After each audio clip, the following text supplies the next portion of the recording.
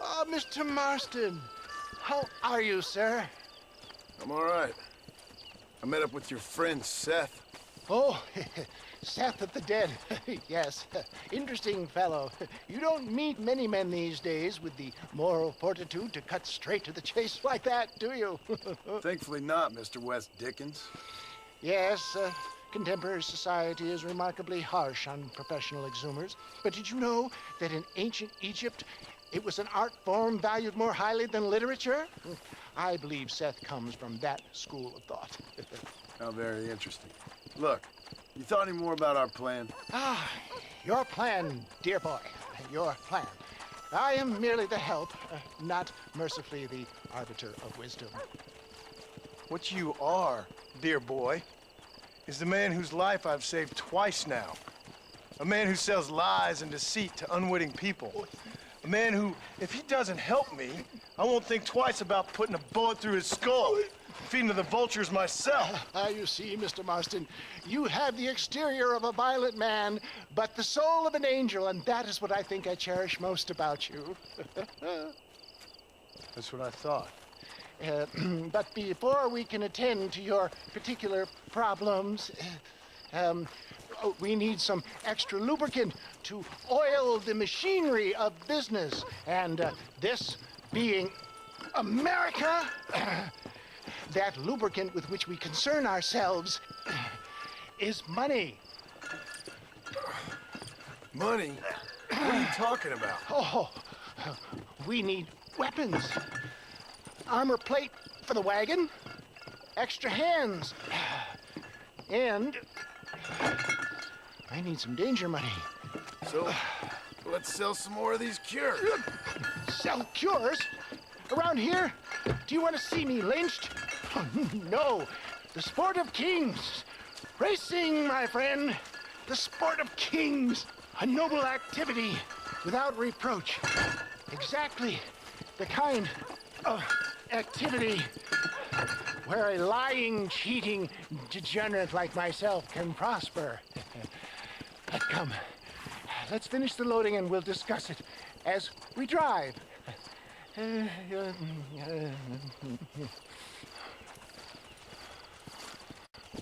Now, sir, tooth gap, tooth breach.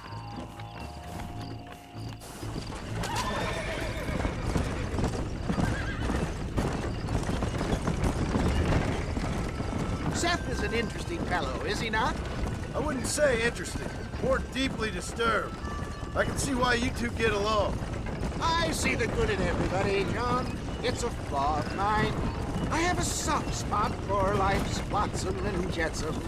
Connection with him more like. You and Seth have a lot in common. You both rob people for one. Mind you, at least he waits until they're dead. Ah, my dear boy.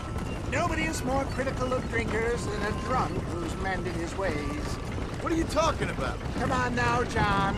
I've heard about you. You spent your life robbing people. It's a little inappropriate to be taking the moral high ground now. I had the courtesy to put a gun in their face. Whatever helps you sleep easily at night. We stole from those who had too much. We tried to give to those who had too little. A Robin Hood with spurs. Oh, romantic. You expect me to believe that poppycock? Maybe I'll have the good fortune to be able to leave my nefarious life behind one day and work on the government's dime. Don't talk about things you don't understand. Dear, oh dear, simmer down, my boy. You need to start appreciating your friends more. Folks around here don't see you as any different from Bill Williamson. I didn't think I'd have to huckster snake oil and dig up the dead, that's all. Take it from me, John. Collaboration is the key to success. I can help you. Seth can help you. It's business. Nothing more, nothing less. There's no need to make it quite so personal. Suits me.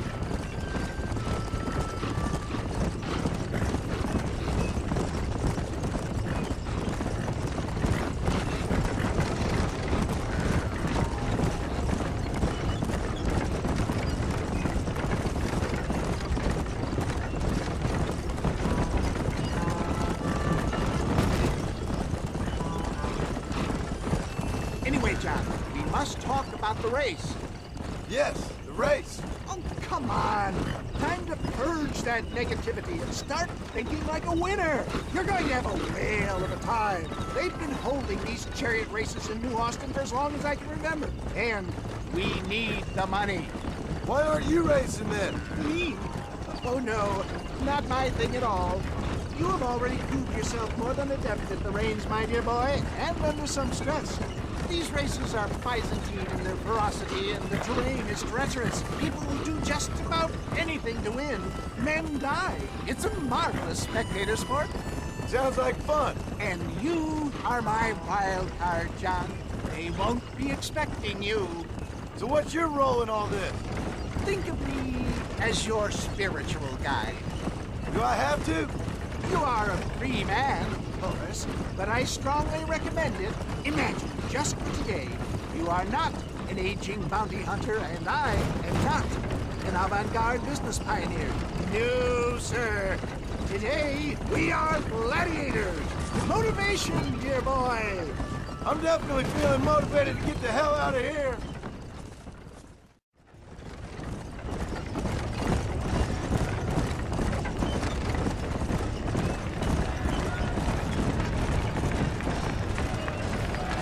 Here we are, John.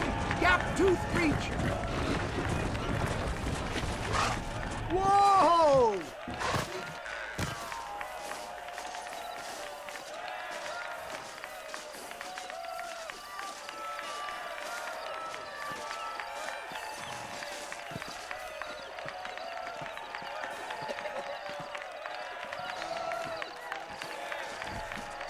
Drivers! Y'all know the rules, but for you newcomers, this here's a fair race. Keep to your manners and let the Fester cart pass. So now that's been said, y'all can get to running each other off the road like always. All right now, counting to 3. Ready, set, go! Fly like the wind, my boy! Fly like the wind!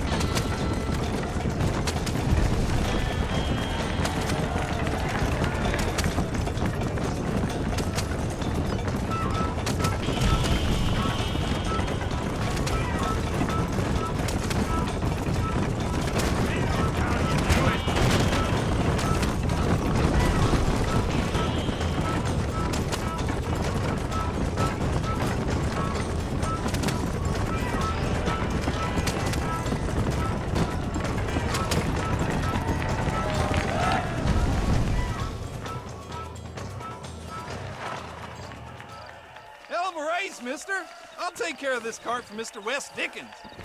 Come on, John. I suggest we beat a hasty retreat.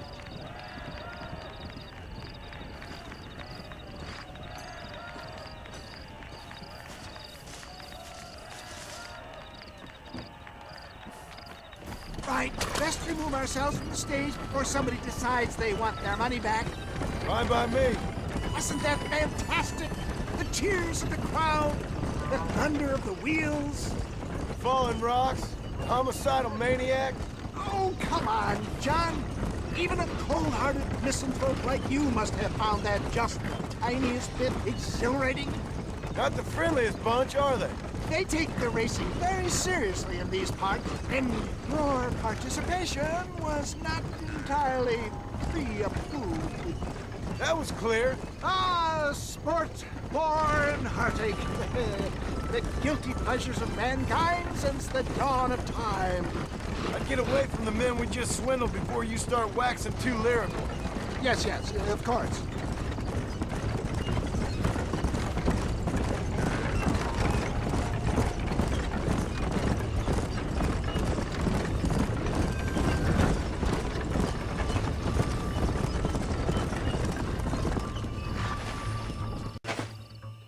Well done, sir. Well done. Having you as a ringer has netted us a fine profit.